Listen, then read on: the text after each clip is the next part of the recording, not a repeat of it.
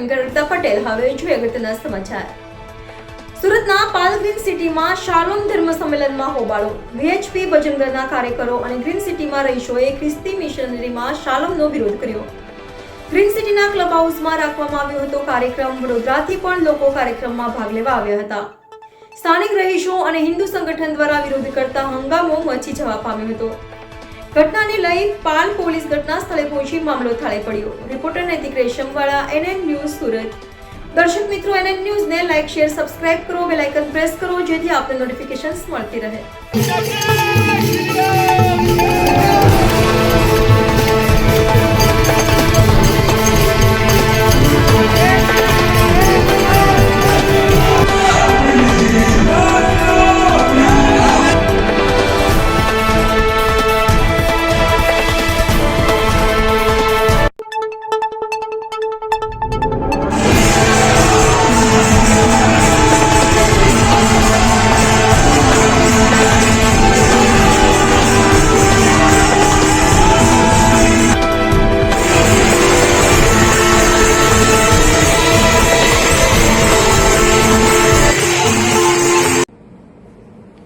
નિલેશ અકબરી, મંત્રી, વિશ્વ હિન્દુ પરિષદ સુરત વિભાગ, સુરતના પાલ વિસ્તારમાં આવેલી ગ્રીન સિટી સોસાયટીના ક્લબ હાઉસની અંદર ભજન સત્સંગ સંધ્યાના નામથી ખ્રિસ્તી મિશનરીઓ દ્વારા એક કાર્યક્રમનું આયોજન કરવામાં આવ્યું હતું। કાર્યક્રમ પૂર્વે સોસાયટીની અંદર હિન્દુ સમાજને ભજન સત્સંગના કાર્યક્રમની અંદર પધારવા માટેનું નિમંત્રણ પણ પાઠવવામાં આવ્યું હતું। વટાળ પ્રવૃત્તિ માટેનો આ કાર્યક્રમ હતો અને ભજન સત્સંગના નામથી હિન્દુ સમાજને નિમંત્રિત કરીને એમની સાથે છળ કપટ કરવાનું આ કાવતરું હતું। સ્થાનિક લોકો આ ભજન સત્સંગના કાર્યક્રમમાં આમંત્રણ હોવાથી ગયા હતા અને ધ્યાનમાં આવ્યું કે આ કોઈ ભજન સત્સંગનો કાર્યક્રમ નથી, પણ આ હિન્દુ સમાજને ધર્માંતરણ કરવા માટેની એક પ્રક્રિયા માટેનો યોજાયેલો આ કાર્યક્રમ છે। કાર્યક્રમની અંદરનું જે સ્વરૂપ હતું, જે વાતાવરણ હતું, હલ્લાલું હુલ્લુલું જેવા એક દ્રશ્યો જોઈને સ્થાનિક લોકો સ્તબ્ધ થઈ ગયા હતા અને વિશ્વ હિન્દુ પરિષદ બજરંગદળના કાર્યકર્તાઓનો સંપર્ક કરીને આ કાર્યક્રમને વિફળ બનાવવામાં આવ્યો હતો।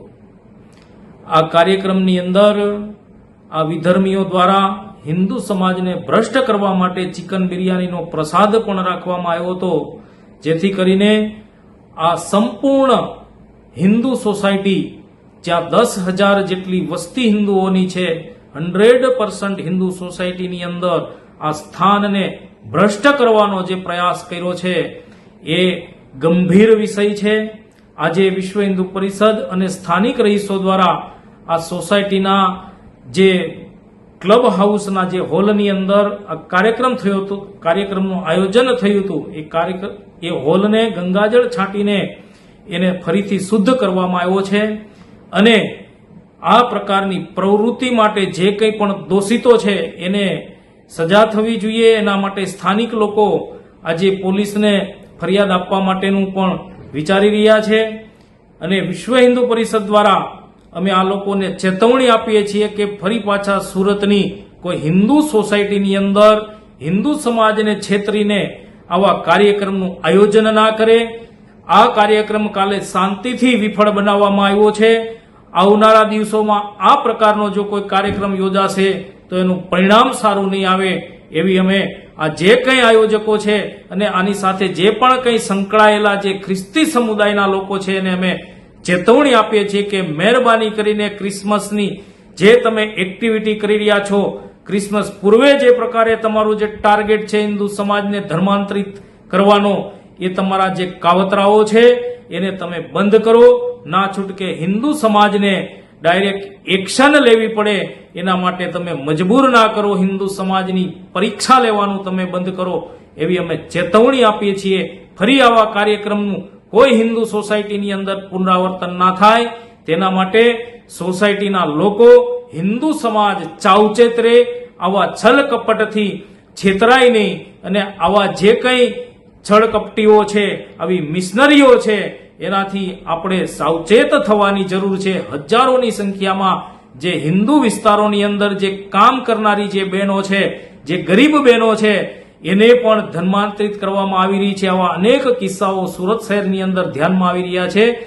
મહેરબાની કરીને આ મિશનરીઓ આવી પ્રવૃત્તિ બંધ કરે, નહીતર આવનારા દિવસોમાં હિન્દુ સમાજને જાગરણ કરીને વિશ્વ હિન્દુ પરિષદે આક્રમક કાર્યક્રમો આપવા પડશે. એની આપ સૌ નોંધ લો. ફરીથી આપ સૌ હિન્દુ સમાજ આવા છળ કપટનો ભોગ ના બને એના માટે તકેદીરના ભાગરૂપે આપણે સૌ સચેત રહીએ.